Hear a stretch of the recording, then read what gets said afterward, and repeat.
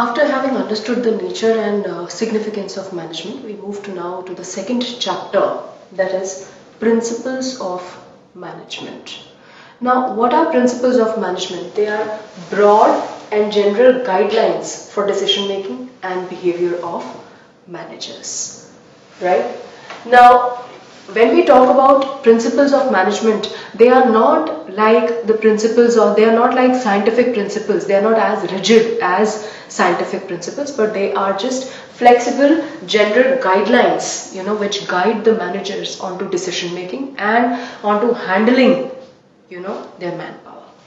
Now, what are the different characteristics? What are the characteristics of principles of management? First of all, they are just broad general guidelines. They are not rigid prescriptions which have to be followed as it is. They just provide you general guidelines onto decision making in an organization. Secondly, they are formed by experimentation. Though they are general guidelines, but these principles have been formed after enough amount of observation and experimentation in different situations. Thirdly, they are contingent. The application of management principle is contingent upon the situation in which they have to be used. So application of the management principle, it depends upon the kind of the situation that you are dealing with. Thirdly, they are flexible in nature.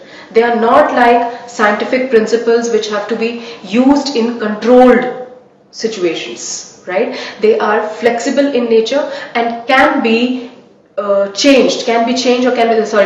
be modified according to the changes in the external environment.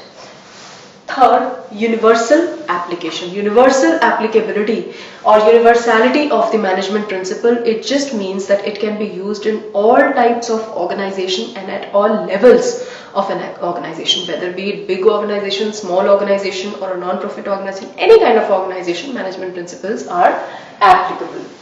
Then they establish a cause and effect relationship. They establish a cause and effect relationship. What is going to be the effect of a particular management principle when applied to a situation? It can already be seen, so that they can be used in similar situations. They establish a cause and effect relationship so that they can be used in similar situations. Then last is behavioral. They are behavioral in nature because they aim at influencing human behavior. Because in an organization, what are we basically dealing with? We are dealing with human behavior. So they aim at influencing the human behavior for the betterment of the organization. Now, what is the importance of management principle, significance of management principle, as to why do we need to use these management principles at all? First one is, it provides useful insights into reality. It basically acquaints the managers with the different kind of managerial situations he's going to be facing.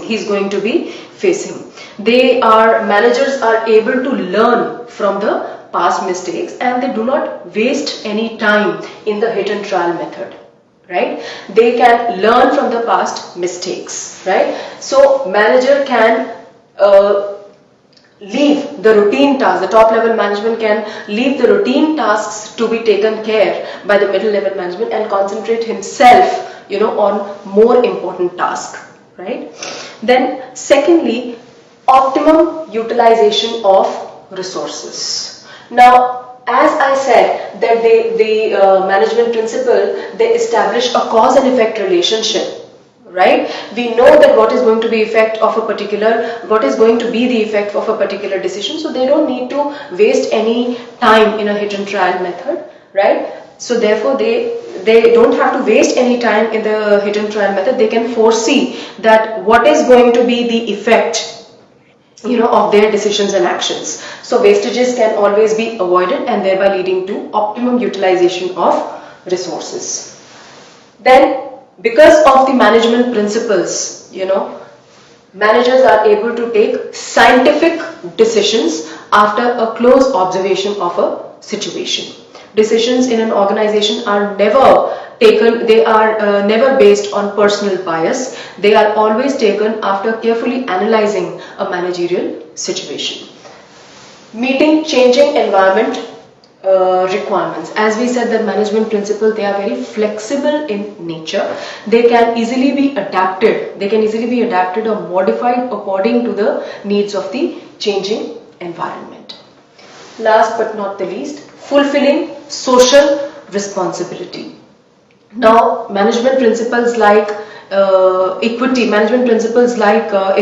and remuneration of employees, they enable an organization to satisfy or to meet its social responsibility. Principle of equity, it states that everyone has to be treated as the same, irrespective of their caste, creed and religion. Right? Remuneration of employees, it states that all the employees should be given a competitive salary, they should be given good working conditions, they should be given, recreational facilities for their children, educational facilities for their children, creche facilities for their children. So these two principles, basically they enable an organization to discharge its social responsibilities.